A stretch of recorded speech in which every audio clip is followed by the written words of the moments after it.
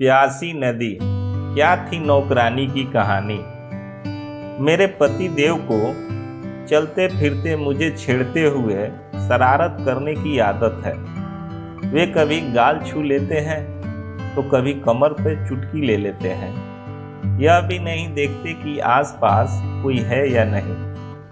बस मेरे प्रति अपना ढेर सारे प्यार को सरेआम जता देते हैं। मेरे माना करने पर या शर्म करो कहने पर कहते हैं, अरे यार, अपनी खुद की बकायदा बीवी को छेड़ रहा हूँ, कोई राह चलती लड़की को नहीं, और प्यार जता रहा हूँ, सता नहीं रहा, समझी जानू। बेशक मुझे भी उनका यूं प्यार जताना गुदगुदा जाता है। कभी चुपके से मैं भी इनकी पप्पी ले लेती हूँ। हम मियाँ बीबी जो भी हैं, पर एक दो बार मैंने नोटिस किया है कि मेरी काम वाली गीता हम पति पत्नियों की ये अटखेलियाँ दरवाजे के पीछे खड़ी रहकर छिप छिप कर देखती है। पहले तो मुझे लगा कि यह मेरा भरम है, पर अब तो गीता ऐसी हरकतें बार बार करने लगी थी। वैसे गीता बहुत अच्छी है, स्वभाव भी मिलनसार और काम भी परफेक्ट, कभी शिकायत का मौका नहीं देती। जब वह कुंवारी थी तभी से हमारे घर में काम कर रही है। अभी 1 साल पहले ही उसकी शादी हुई थी।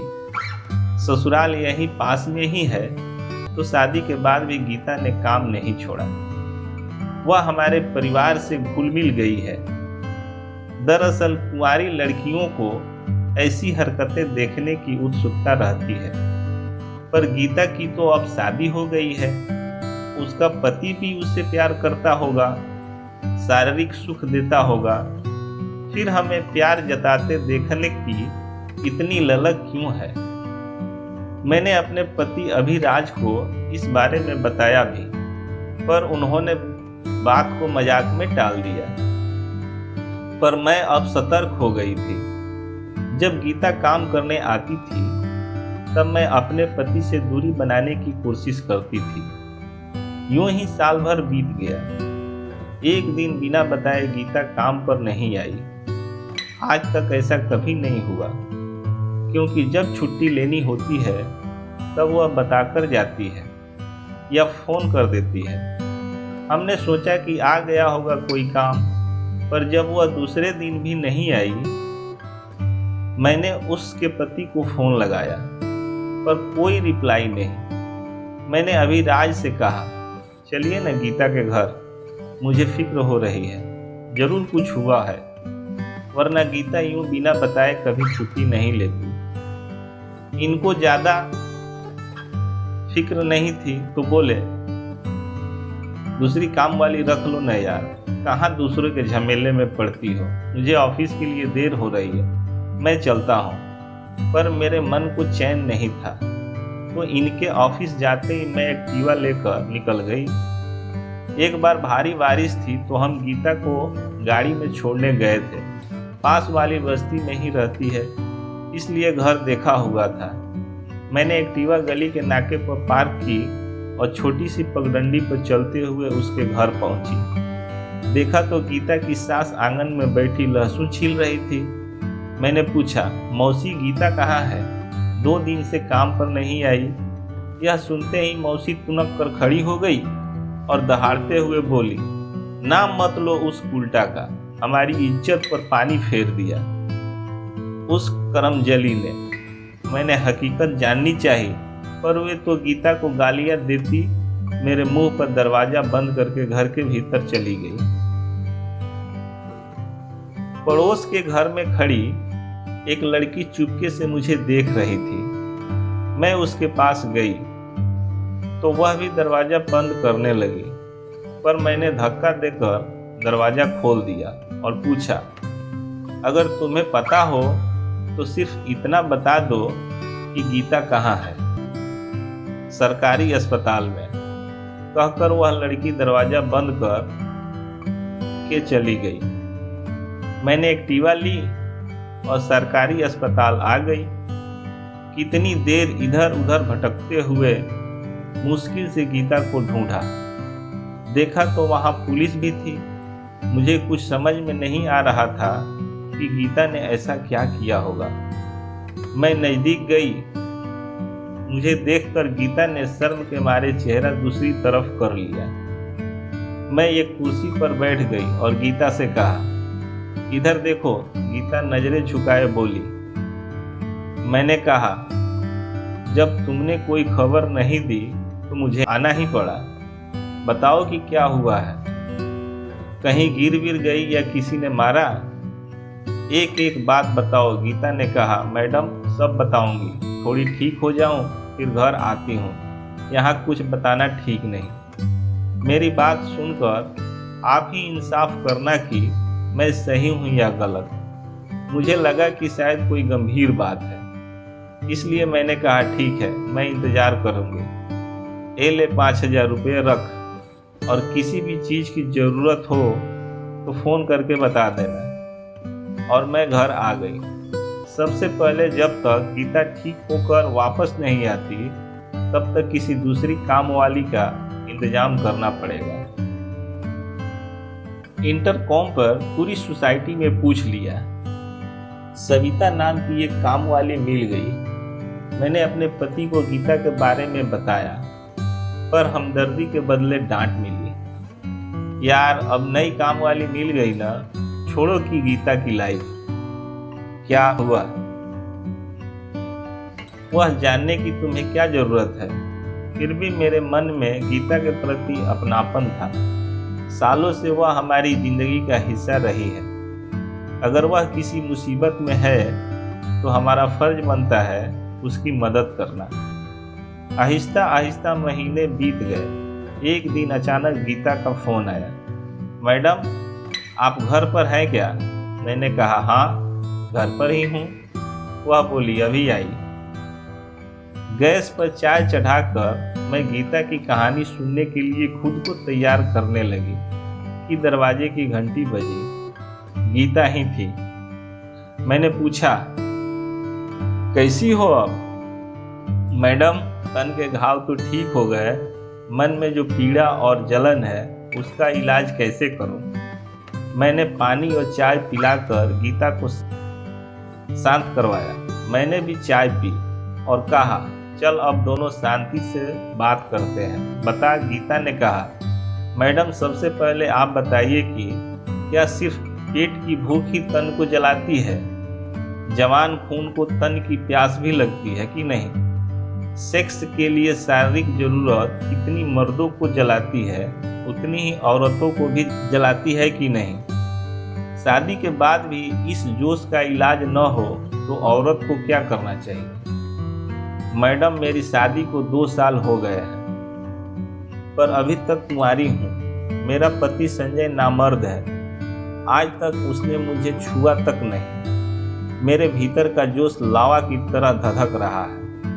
अगर यही सब मर्द के साथ होता तो अपनी ज़रूरतें पूरा करने के लिए वह कहीं भी मुंह मारता कि नहीं?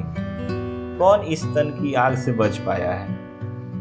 एक लड़की कितने सपने आंखों में भरकर शादी करती है, पति के प्यार को तरसती है, पर मेरे नसीब खोटे कि मुझे एक ऐसा पति मिला जो औरत की जिस्मानी जरूरत पूरी करने में नाकाम है। मैंने कहा, गीता, तू इस बिना पर अपने पति से तलाक ले सकती है और दूसरी शादी कर सकती है। गीता ने कहा, मैडम, हमारे समाज में एक बार लड़की जिस घर में ब्याह दी जाती है वहीं से उसकी अर्थी उठती है। तलाकशुदा लड़की का पूरा समाज बहिष्कार करता है। मैडम, इसी नामर्द के साथ मुझे जिंदगी बितानी होगी, तिल तिल मरना होगा। मेरे जेठ जेठानी का कमरा हमारे कमरे के पास में ही है। आधी रात तक उन दोनों के कमरे से आ रही प्यार भरी मद भरी आवाजें मेरे कानों में ऐसे चुभती है जैसे धधकता लावा किसी ने मेरे कानों में उड़ेल दिया हो। जेठ जी के बदन मसलने पर जेठानी के मुंह से निकलती आहें और सिसकियां मेरे भीतर हवस की ज्वाला भड़का देती है। मैं बेकाबू सी अपने पति से लिपट कर उनको जोश में लाने की कोशिश करती हूँ।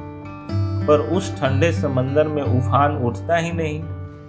आपको शायद पता होगा कि साहब जब आपको छेड़ते और शरारत करते थे तब मैं चुपके से देखती थी।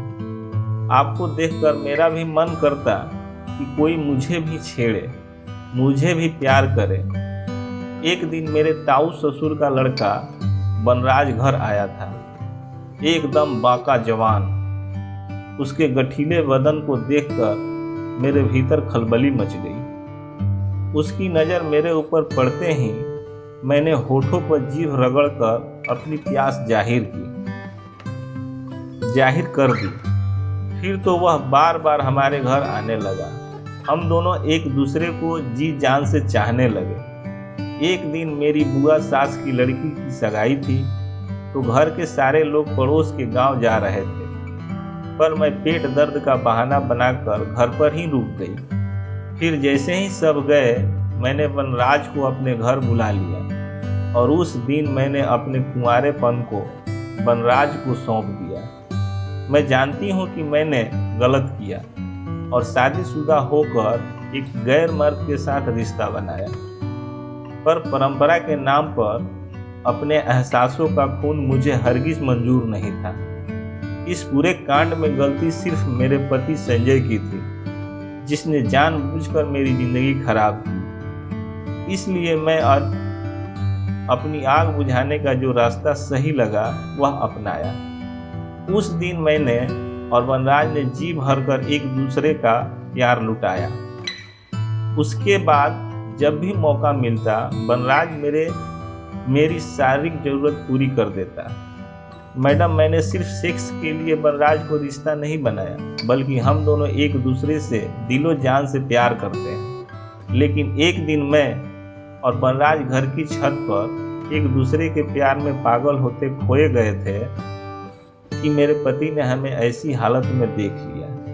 वह पास ही पड़ी लाठी उठाकर मुझे पीटने लगा, पर मैं दिलजली अधूरी प्यासी थी, इसलिए उसके हाथ से लाठी छीनकर मैं उस नामर्द पर ऐसे टूट पड़ी कि सारी हड्डियों का चूरमा बना दिया। अब आप ही बताइए कि मैंने क्या गलत किया। सारा किस्सा सुनने के बाद मुझे गीता किसी पहलू से गलत नहीं लगी, बस उसने हालात को उलझा दिया था। मैंने गीता को समझाने की कोशिश की, तुम और संजय आमने सामने बैठकर इस मसले का हल निकाल लो। गीता ने कहा, मैडम अब जो भी अंजाम हो, पर मैं उस नामर्द के साथ एक दिन भी नहीं बिता सकती। कुछ भी करके इससे छुटकारा पाना चाहती हूँ और बनराज के साथ अपनी जिंदगी बिताना चाहती हूँ। परिवार और समाज के डर से मुझे अपनी जिंदगी ढोनी नहीं, बल्कि जश्न सी जीनी है।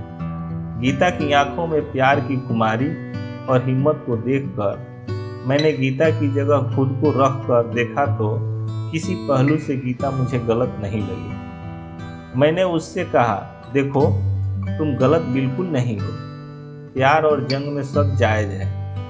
शादी टूटने में हर बार औरत ही जिम्मेदार नहीं होती, बल्कि इस तरह थोपा गया रिश्ता टूट जाए वही सही है। गीता मेरे गले लगते हुए बोली, मेरी भावनाओं को समझने के लिए बहुत बहुत धन्यवाद मैडम। अब मुझ में हिम्मत आ गई है। मैडम, जब तक यह मामला सुलझ न जाए तब तक शायद काम पर न आ सकूंगी, पर वादा करती हूँ कि सब ठीक होते ही वापस काम पर लौट आऊंगी। कहकर गीता चली गई। इस बात को 4-5 महीने हो गए थे। मैं तो गीता को भूलने भी लगी थी कि एक दिन अखबार में पढ़ा कि एक शरीफ पति के हाथों गीता नाम की एक बदचलन औरत का कत्ल।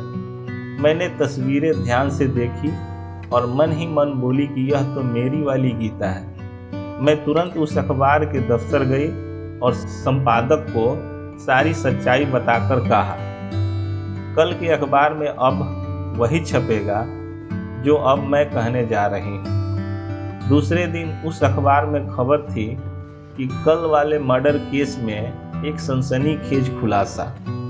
एक नामर्द पति के हाथों गीता नाम की मासूम और शादी के नाम पर छली गई औरत की हत्या। यह पढ़कर मुझे संतोष मिला। मैं सोचने लगी, पाखंडी समाज में न जाने ऐसी कितनी गीताएं दूसरे की गलती के चलते बलि चढ़ जाती होगी।